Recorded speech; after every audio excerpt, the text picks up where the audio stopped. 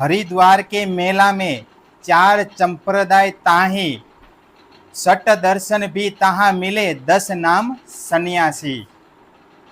હવે હરિદ્વારનો પ્રસંગ છે અને ત્યાં હરિદ્વારની અંદર શાસ્ત્રાર્થ થવાનો છે।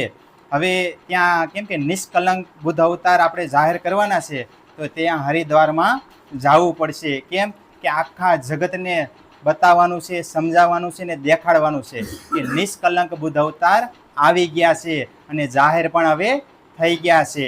તે જાહેર કરવા માટે હરિદ્વારમાં હવે જાય છે અને ત્યાં સંપ્રદાય તાહી, ત્યાં અલગ અલગ સંપ્રદાય, કેટલાય સંપ્રદાયના હરિદ્વારનો મેળો હોય એટલે ત્યાં બધા પ્રકારના સંપ્રદાયના આવતા હોય, તો ત્યાં હવે જાય છે। अर्थ 10 नाम सन्यासी के विधे, શું છે? अर्थ 10 नाम सन्यासी विधे એટલે 10 સન્યાસીના અહીંયા મત અલગ અલગ હતા ને, તેના બધાના નામ આપે છે। ફેર 10 નામ સન્યાસ જો બોલે ઇષ્ટ પ્રમાણ, મન્યા 7 મઠ 4 हमारे परमहंस मत ए जान। કે ત્યારે 10 નામ સન્યાસ મતના આચાર્યોએ પ્રમાણ સહિત પોતપોતાના સંપ્રદાયનો પરિચય આપ્યો કે અમારા સંપ્રદાયમાં 7 મન્યા છે અને 4 મઠ છે તથા આ મત પરમહંસનો છે। ત્યાં સંપ્રદાયવાળા હતા બધા, એને કીધું કે અમારો સંપ્રદાય 10 માન્યતા છે અલગ અલગ પ્રકારની અને એ વેદોના દ્વારા છે અને 4 મઠ છે, 4 જગ્યા છે એ કે, અને તથા આ મત પરમહંસનો મત કહેવાય છે એ કે। હવે 10 નામ સન્યાસીના આપ્યા છે ને, હવે 10 નામના હે ને મંત્ર અલગ અલગ આપેલા છે। હવે એનું અહીંયા તો હે ને કે અમારી દેવી ભડકા દેવી ગંગા અને ગોમતી અમારું તીર્થ છે, અનુભૂતિ સ્વરૂપ પાંચાર્ય અમારા આચાર્ય છે, જેમની કૃપાથી અમારા સગળા કાર્ય સિદ્ધ થાય છે। એવી રીતના પોતપોતાના ગુરુ વાઇઝ બધાનું નામ આપે છે અને તેમના મંત્ર પણ અહીં દર્શાવે છે, કયા કયા માન્યતામાં કઈ કઈ રીતનો મંત્ર છે એ કે વેદોની દ્વારા। 7 મન્યના મંત્રો લ સોહમ સિદ્ધાંત ભાસ્કરહમ સ્વદેશર દેવતા સોહમ બ્રહ્મતે। આ છે સંસ્કૃતમાં, એટલે સંસ્કૃત થોડુંક આમ તેમ થશે। હા, અતિ કલ્યાણકારી સ્વરૂપવાળા એ પરમાત્મા છે, હું પણ એ જ છું, તે સૌની આત્મા છે, હું પણ એ જ છું, હું આ સિદ્ધાંતને પ્રકાશિત કરનારો છું તથા હું એ જ બ્રહ્મ છું। આ મંત્રના દેવતા સ્વદેશર છે। હવે આ મંત્રમાં જેટલા મંત્ર બતાવશે ને, તો સંસ્કૃત ભાષામાં તો આપણે નહીં સમજાય, પણ ગુજરાતીનું અહીંયા લખેલું છે એટલે એ રીતે આપણે સમજાવીશ કે જે મંત્ર આપે છે ને, તે મંત્રને તમે ધ્યાનથી સાંભળજો કે મંત્રમાં શેની ઉપાધિ આપે છે, મહત્વનું એ છે। અને મંત્રની ઉપાધિ જે આપે છે, જે મંત્રનો જાપ કરે છે, મંત્રનો જાપ કરીને એનો અર્થ કઈ રીતનો કરે છે ને, તે અહીંયા મહામતી પ્રાણના સ્વામી સમજાવે છે એ કે તમે મંત્ર ક્યાંનો લીધો છે અને તમે એનો અર્થ કઈ રીતે કરો છો, તે રીતે સમજાવે છે મહામતીજી પ્રાણના સ્વામી। એક મંત્ર થઈ ગયો, આ બીજો મંત્ર લ સોહમ મઠ પ્રતિષ્યા વર્ધિત મુખેન નમસ્તે કરોમ્યહમ જગન્નાથો દેવતા સોહમ બ્રહ્મતે મંત્ર। તે બ્રહ્મ સંપૂર્ણ જ્ઞાનનું કેન્દ્ર છે। હવે એ કેવા બ્રહ્મ છે એ કે સંપૂર્ણ જ્ઞાનનું કેન્દ્ર છે, એવા બ્રહ્મ છે કે મંત્રની અંદર એમ કહેવા માંગે છે, હું એ જ બ્રહ્મ છું, હું એ જ બ્રહ્મની પશ્ચિમની તથા અન્ય સર્વ દિશાઓના પ્રણામ કરું છું કે ચારેય દિશાઓમાં હું તેમને પ્રણામ કરું છું, એવા એ બ્રહ્મ છે કલ્યાણકારી। લ સોહમ હંસ તત્વમસી અહમ બ્રહ્માસ્મિ નારાયણો દેવતા સોહમ બ્રહ્મતે મંત્ર। તે બ્રહ્મ માયા રહિત છે, હું પણ તે જ છું। તો એ બ્રહ્મ કેવા છે? તો માયા રહિત છે તે બ્રહ્મ। તેમ તમે પણ તે જ છો એ કે તમે પણ તે જ બ્રહ્મ છો અને તે જ બ્રહ્મ છું। આ મંત્રના દેવતા નારાયણ છે તથા હું બ્રહ્મ છું, આ મંત્ર છે। હવે અહીંયા હે ને સમજવા જેવી વાત છે, શું છે કે તે બ્રહ્મ માયા રહિત છે। કેવો શબ્દ લીધો એને કે તે બ્રહ્મ માયા રહિત છે। પછી શું કહી દીધું કે આ મંત્રના દેવતા નારાયણ છે। કોણ છે? તો નારાયણ કહીને ક્યાં જગતમાં? પાછા સર જગતમાં આવી ગયા। ક્યાં આવી ગયા? નામ કેનું લીધું? નારાયણનું લીધું. અને અહીંયા નામ કોનું લીધું છે? કે વિષ્ણુ ભગવાનનું.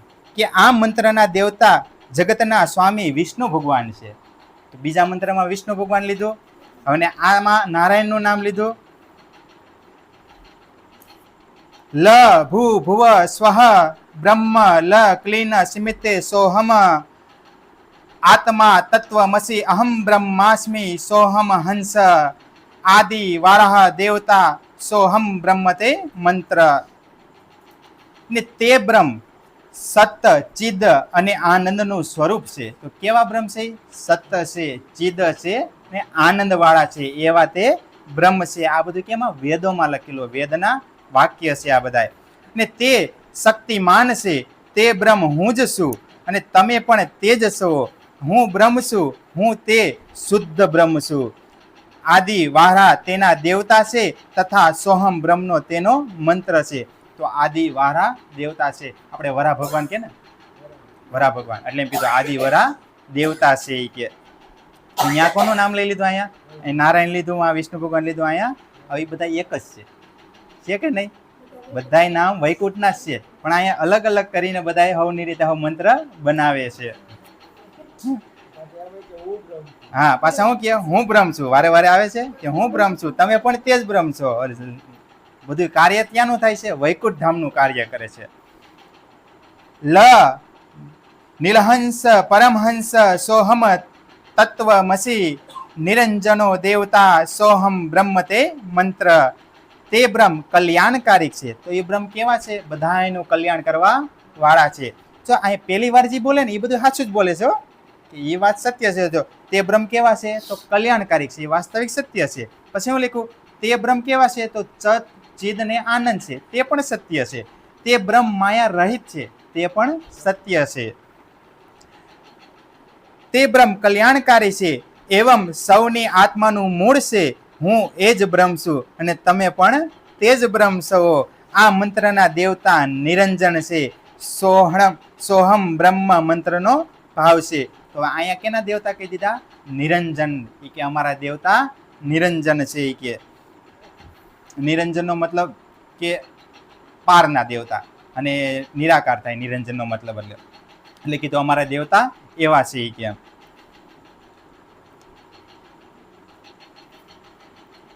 લ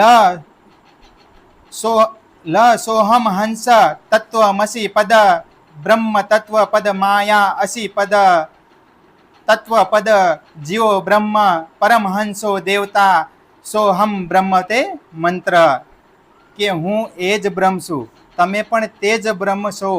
તે ધામ પદ બ્રહ્મમય છે. હવે ધામ કેવું છે? બધું બ્રહ્મમય ધામ છે આખું. તે પણ સત્ય છે. આપણું પરમધામ કેવું છે? બ્રહ્મમય છે. આપણું પરમધામ કેવું છે? સચ્ચિદાનંદમય છે. આપણું પરમધામ કેવું છે? માયા રહિત છે. એ આપણું પરમધામની જ વાત કરે છે. પણ સમજ નથી એટલે ક્યાંનું લઈએ છે? વૈકુંઠ ધામનું લઈએ છે. એટલે કે જ્યારે માયાનું સ્થાન તલવારની જેમ કષ્ટમય છે અને બ્રહ્મના એ ધામને પ્રાપ્ત કરીને જીવ બ્રહ્મરૂપ થઈ જાય છે. આ મંત્રના દેવતા પરમહંસ છે અને સોહમ મંત્રનો ભાવ છે. કે આ મંત્રના દેવતા કોણ છે? પરમહંસ છે. એ અમારા દેવતા છે. અને આનો ભાવ કેવો છે? સોહમ શબ્દનો છે. સોહમ શબ્દનો મતલબ એ જ થાય, સુંદર નારાયણ. એનો અર્થ બીજો ન થાય. આમ કે ને ઓહમ સોહમના તમે જાપ જપજો રે રૂડાયનો કીર્તન છે આખું. તો એનો મતલબ થાય સુંદર નારાયણ. પછી અહીં લ શબ્દ વાપરે છે ને વારે વારે, લ ભુવ લ સોહમ. એટલે લ નો અહીંયા સંસ્કૃતમાં અર્થ છે ને એટલે લાભ. કેવો? લાભ લાયક. એટલે ખાલી અહીંયા લ કર્યો. શું કર્યો? કે લાભ લાયક.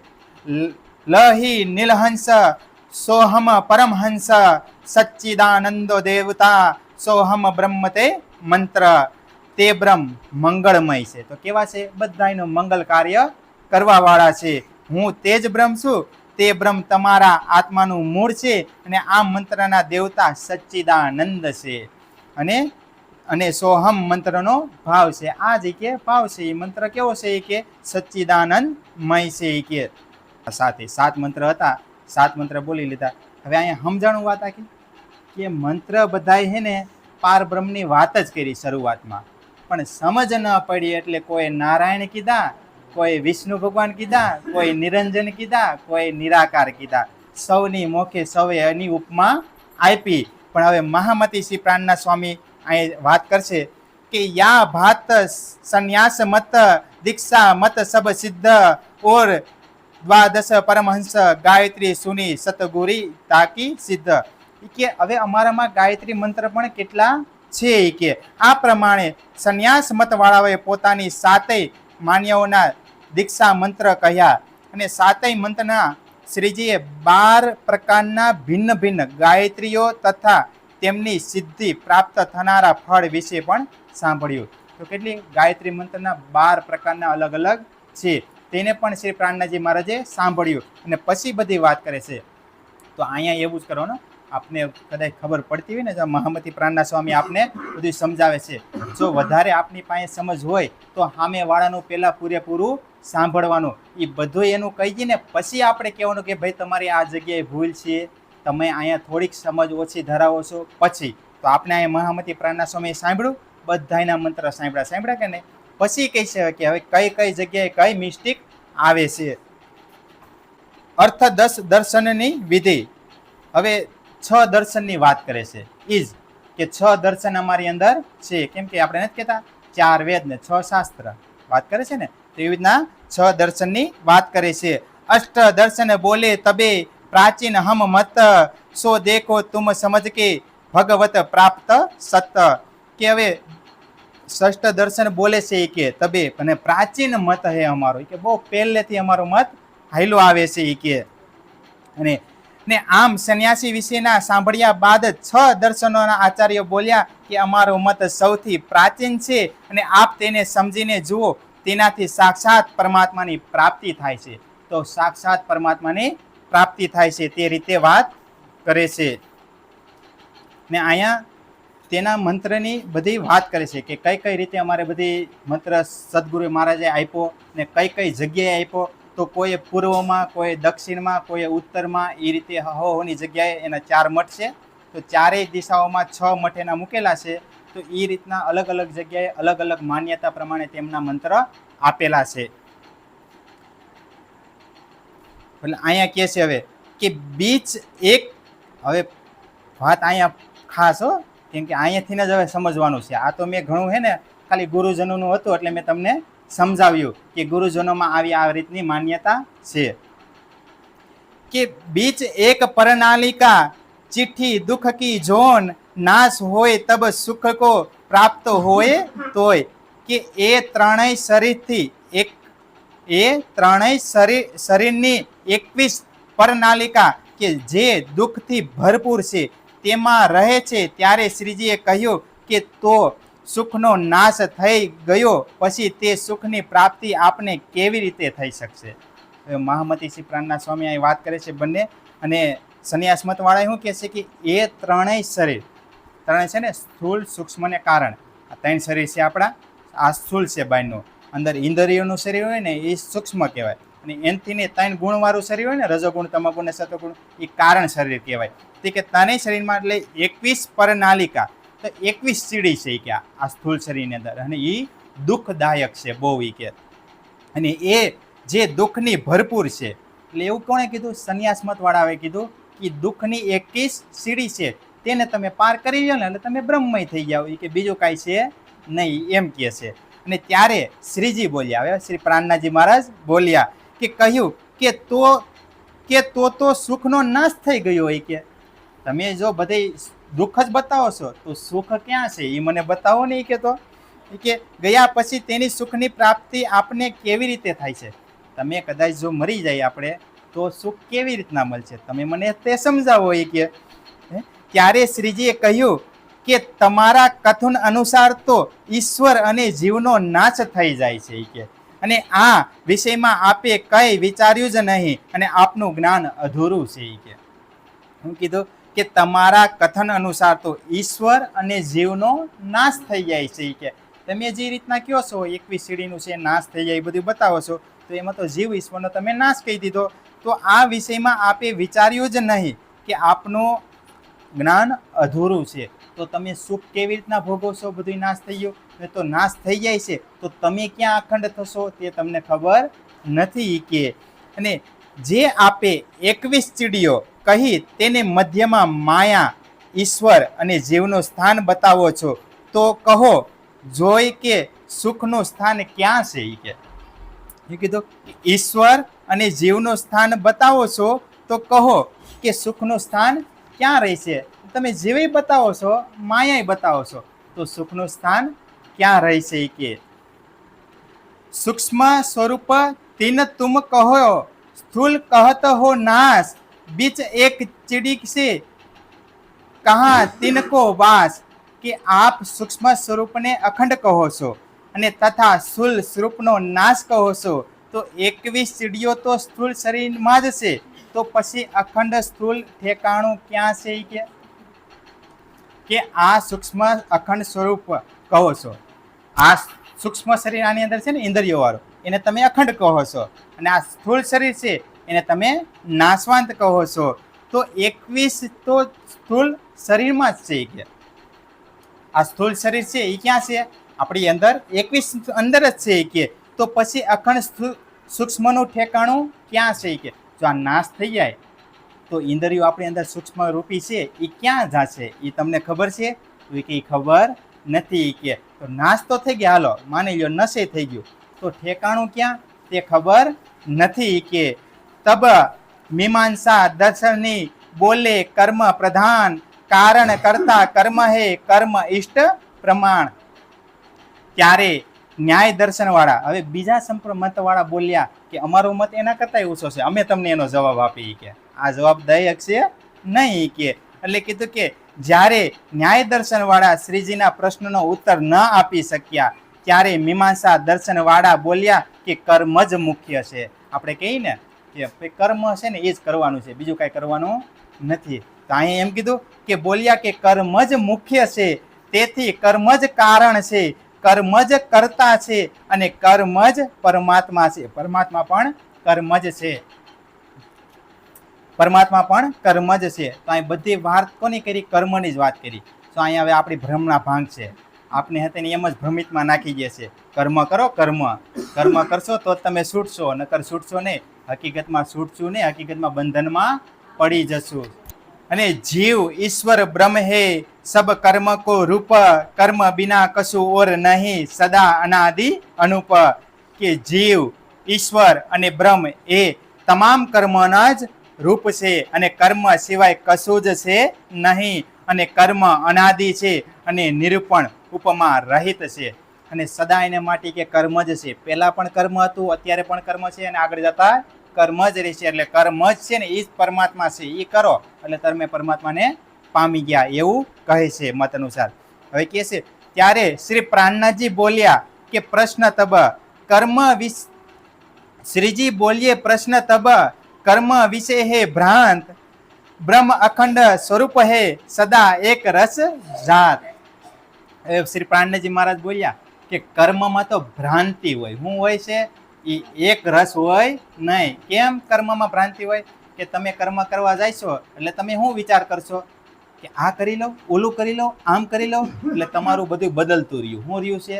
એક રૂપ છે નથી. એટલે એમ કે છે કર્મમાં તો ભ્રાંતિ હોય છે. કે અને શું થાય? કદાચ તમે 5 પુણ્ય કરી લીધા, આપણે નથી કહેતા કે ભાઈ ગોળીઓ જમાડી લ્યો ને એટલે કે આપણે કર્મમાંથી મુક્ત થાય. ગોળીઓ 5 ગોળીઓ જમાડીને આપણે નાની નાની છોકરીઓ હે સાલું છે ને જમાડે હે, એટલે જમાડવાના છે એવું નથી, આપણે જમાડવું જરૂરી છે. પણ આ એક ભાવાર્થ સમજાવું છું કે જમાડી લ્યો ને એટલે તમે કર્મમાંથી મુક્ત થઈ ગયા. પણ હવે પાછું હું વિચારશું ખબર છે કે એ તો જમાડી લીધો, હજી કદાચ ઓછું છે, કંઈક બીજું કરી લી હતી. મતલબમાં તમારું મન ભ્રાંતિ રહી છે કે તમને કર્મમાં સ્થિરતા હોય નહીં. કે એટલા માટે કહે છે કે ત્યારે શ્રીજી હા ઘડીક જાય કે પીપરે જાવ એટલે એ શું કેવું કર્મ જ થયું. તો એમાં કે તમે બંધાતા જાવ છો, મુક્ત થતા નથી. ઘડીક કયો મારે આ કરવું છે, ઘડીક પિતરનું કરવું છે, કંઈક હવન કરવું છે, કંઈક નિવેદ કરવા છે, તો એવા કર્મમાં તમે બંધાવ છો, છૂટતા નથી. કે ત્યારે શ્રીજી બોલ્યા કે કર્મ હંમેશા ભ્રાંતિ થાય છે, અને જ્યારે બ્રહ્મ સદા અખંડ અને એક રસ રૂપવાળા હોય છે. તો પરમાત્મા કેવો હોય? અખંડ હોય. એક રસવાળા હોય, રૂપવાળા હોય, એ ક્યારેય બદલે? પરમાત્માને કોઈ દી નાના મોટા થાય જોતા જોયા નહીં. પછી કોઈ દી એનામાં હે ને નો કોઈ દી વધે કે નો કોઈ દી ઘટે. ત્યાંનું કોઈ પણ એ એવા કેવો હોય એક રસવાળા, તો એનો રસ હંમેશા વધતો જાય, કોઈ દી ઘટે નહીં. પણ કર્મમાં એવું હોતું નથી કે ને કર્મમાં સ્થિરતા નથી હોતી, તે બને છે અને મટી જાય છે, અને અર્થાત તેની ઉત્પત્તિ અને લય થાય છે. અને અહંકાર એ મનનો અમલ છે, અને કર્મ મનના અહમથી બને છે. હવે કર્મ ક્યાંથી બને છે? તો અહમથી બને છે. કેનાથી બને છે? અહમ ભાવથી આવે એટલે મનમાં આવે, મનમાં આવે એટલે કર્મ ભાવ થાય છે, એટલે આપણે કર્મ કરી. તો અહમ ભાવ શેનો આવ્યા છે આપણે? ત્યાં મોટી બધી પારાયણ કરી દીધી હોય, મેં થતું હતું ને મેં કર્યું, કે અહમ ભાવ આવી ગયો. અહીંયાથી ક્યાં થયું? મનમાં ગયું, મને કર્યું બધું કાર્ય. હવે શું થયું? કર્મમાં બંધાણું. હવે કર્મમાં બંધાણું એટલે શું થયું કે છે કે એ તો મીટે છે અને લય થઈ જાય છે, અને બને છે અને મીટે છે. એ કર્મ એવા થાય. આજે તમે પારાયણ કરી, કાલે બીજા કરશે, કાલે ઓલા કરશે, પારાયણ તો કરશે. તો એ કે ઘડીક પુણ્ય થઈ જાય, ઘડીક શરૂ થાય છે કાર્ય, એ રીતનું થાય છે. એ કે એટલે કીધું કે અહંકાર મન જીવ મેં તિહને કર્મી સોય, મન પહોંચે નહીં બ્રહ્મ કો કર્મ તહા ક્યો હોય. કે મન અને જીવમાં અહંકાર પેદા થતા જ કર્મની ઉત્પત્તિ થાય છે. જીવ અને અહંકાર બંનેનો મિલાપ થાય ને એટલે કર્મની ઉત્પત્તિ થાય છે, આપણા મનની અંદર આવે છે. અને જ્યાં બ્રહ્મ છે ત્યાં મન પહોંચી શકતું જ નથી. જ્યાં મન હોય ને ત્યાં પરમાત્મા પાસે પહોંચી શકીને. આપણે તો ઘણા કહીએ ને મનની ગતિ બહુ મોટી, જ્યાં પોગાડો ત્યાં પોગી જાય, પણ પરમાત્મા પાસે ન પોગે, બધે પોગે. પાછું વરે ન પોગે, એટલે એમ કે બ્રહ્મને જાણી શકતું નથી. કે અને જ્યારે મન જ બ્રહ્મ સુધી પહોંચી શકતું નથી, તો પછી ત્યાં કર્મ કેવી રીતે જઈ શકશે? એ કે કર્મ પણ મનથી જ પ્રગટ થાય છે. જો મન જ નથી જઈ શકતું તો કર્મ તમને કેવી રીતના પોગાડે છે? કર્મ કોઈ દી જઈ શકે નહીં. કે અને માયા તે પુનિ રહિત હે બ્રહ્મ સ્વરૂપ સમાન, વેદ શાસ્ત્ર મેં યો કહ્યો તુમે તાના તાન. વે બ્રહ્મ સદા માયા રહિત છે. તો બ્રહ્મ કેવા છે? માયાથી રહિત છે. અને વેદ અને શાસ્ત્રોમાં પણ એમ જ લખ્યું છે કે છતાં આપ સૌ વ્યર્થ ખેંચા ખેંચી કરી રહ્યા છો. કે વેદોમાં ને શાસ્ત્રોમાં આવું લખેલું છે પહેલેથી જ કે માયાથી રહિત છે, કર્મથી રહિત છે પરમાત્મા. તો પણ તમે હજી મુકતા નથી. કે કર્મ મોટું કરીને ખેંચતાણ કરો છો. તો આવી રીતના જ આપણે બ્રહ્મમાં નાખી દઈએ. હું નાખી છે બધાય કે ને આ બ્રાહ્મણનું કામકાજ એવું જ હોય. કેવું હોય કે તમે આ કર્મ કરો, આ તમારું કર્મ આ બાકી છે, ઓલું કર્મ બાકી છે, તમારું પિતરનું કર્મ બાકી રહી ગયું છે, હું તમારા દાદાનું કર્મ બાકી રહી ગયું છે. એવા બ્રહ્મમાં નાખીને આપણે એવા કાર્ય કરાવે ને તો આપણી બુદ્ધિ ફેરવી નાખે છે અને સત્યથી વિમુખ કરી દે છે. અને વાસ્તવિકમાં કોઈ કાંઈ હોતું નથી. અને આપણા દાદા પરદાદા કોઈ પણ જો વયું ગયું હોય તો એને તો તરત પછી પાછો જે ગીતાની અંદર કહે છે ને, જેવો આમ ખોરિયું બદલે ને એવું તો હું બીજામાં નાખી દઉં છું. તો તમે અહીંયા કોનું કાર્ય કરો છો? એ કે ત્યાં તો ચોખ્ખું કીધું. તો આપણી બુદ્ધિ વહી કે એવી જ સમજવી ને કે આપણે કાર્ય કરતા હોય.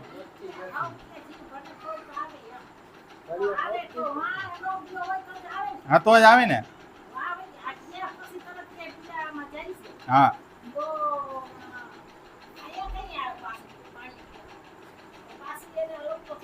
અલગ થવું પડે. હા તો આવે કે ત્યાંથી નીકળીને અહીં આવવું પડે. તો ત્યાંથી આવે તો ત્યાં ઓલો મરી ન જાય પાછા. હે એટલે આવી ભ્રાંતિ કરે છે. શું કરે છે? વાત સાચી છે ભાની. એટલે એમાં આવી રીતના આપણે કર્મના બંધનમાં બાંધીને આપણે ભટકાવી દઈએ છીએ આપણા જીવને.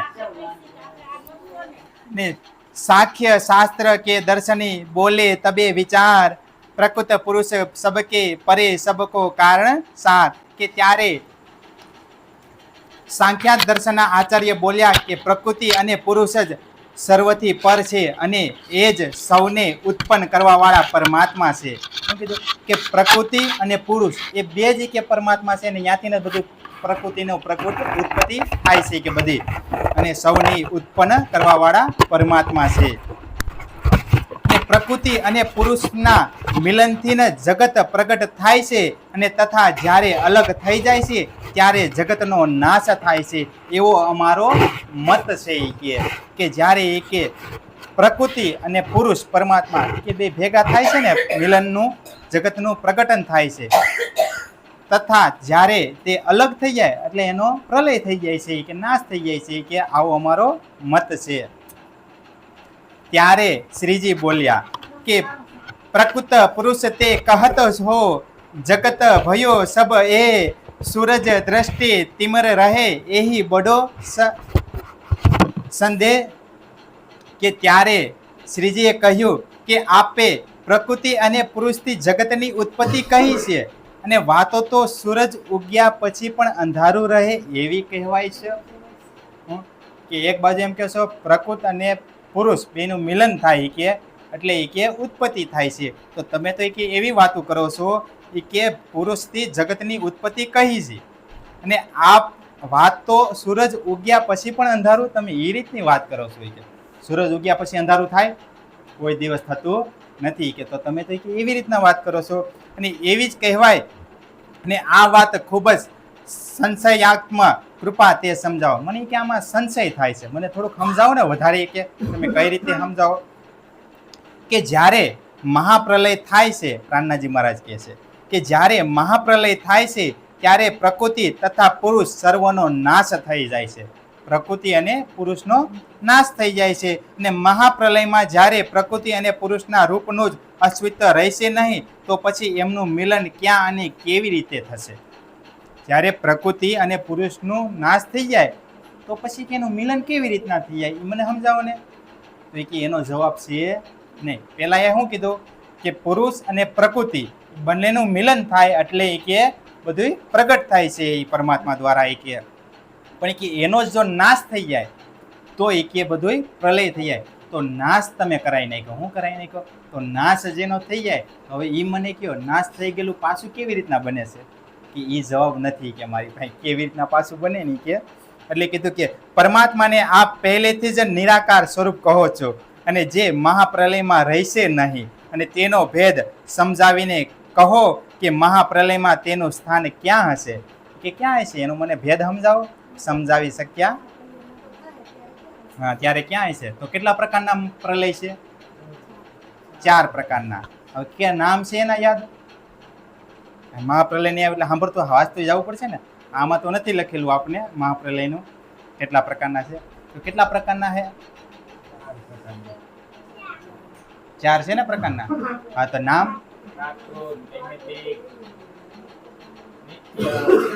નિત્ય, નામિતિક, પ્રાકૃત અને મહાપ્રલય. 4 પ્રકારના પ્રલય છે.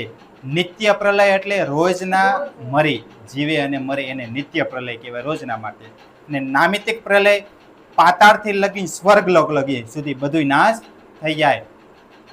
નિત્ય, નામિતિક ને પ્રાકૃત. અને પ્રાકૃત પ્રલય થાય તો બ્રહ્મા વિષ્ણુ મહેશ તક સુધીનું બધું નાશ થાય. અને જ્યારે મહાપ્રલય થઈ જાય તો નિરાકાર આદિનારાયણ સહિત બધું નાશ, પ્રકૃતિ સહિત બધું નાશ થાય. ત્યારે મહાપ્રલય થાય ને તો ખાલી એક પરમાત્મા જ વધે, એનું ધામ વધે, એની લીલા વધે, બાકી કાંઈ વધે નહીં. એટલે એમ કીધું કે શ્રીમદ ભાગવતની અંદર આપેલું છે. પરીક્ષિત રાજાને સમજાવે છે કે 4 પ્રકારના પ્રલય હોય છે: નિત્ય, નામિતિક, પ્રાકૃત ને મહાપ્રલય. અને એ કે મહાપ્રલય થાય ને તો કોઈ ન વધે, ને કોઈ ન વધે તો એ કે પરમાત્મા ક્યાં જાય? એ કે તો એ સમજાવે છે કે ક્યાં જાય? તો એ પરમાત્મા એ કે ક્ષીરસાગરમાં વયા જાય. કે ત્યાં એ રીતની વાત કરે છે, પણ તેનો ભાવ અર્થ કોઈ સમજી શક્યા નહીં અને પારનું જ્ઞાન કોઈ પાસે હતું નહીં એટલે કોઈ સમજાવી ગયું નહીં. કેમ કે ને એ ઘરથી કોક આવે તો આપને સમજાવે ને, પણ બધા ક્યાંથી આવતા હતા? આદિનારાયણથી આવતા હતા. હવે આદિનારાયણને જ નથી ખબર તો બ્રહ્મા વિષ્ણુ મહેશને ખબર હોય? હવે એના જીવોને ખબર હોય? આદિનારાયણને જ ન ખબર હોય તો? એટલે એમ કહે છે કે આદિનારાયણને જ નથી ખબર કે પરમાત્મા કેવી લીલા કરે છે, તો મને તમને કેવી રીતના ખબર પડે? કે ખબર પડે ને. એ કે ત્યાંથી જે પરમાત્માના ઘરેથી કોઈ વ્યક્તિ આવેલું હોય એ આવીને કહે તો જ ખબર પડે, નહીતર ખબર પડે નહીં. તો પરમાત્માથી ઘરેથી કોણ આવ્યું? સુંદરબાઈ શ્રી રાધારાણી આવ્યા અને એ આપને આ જ્ઞાન સમજાવ્યું આવીને, અને જાગૃત બુદ્ધિ લઈને આવી ગયા.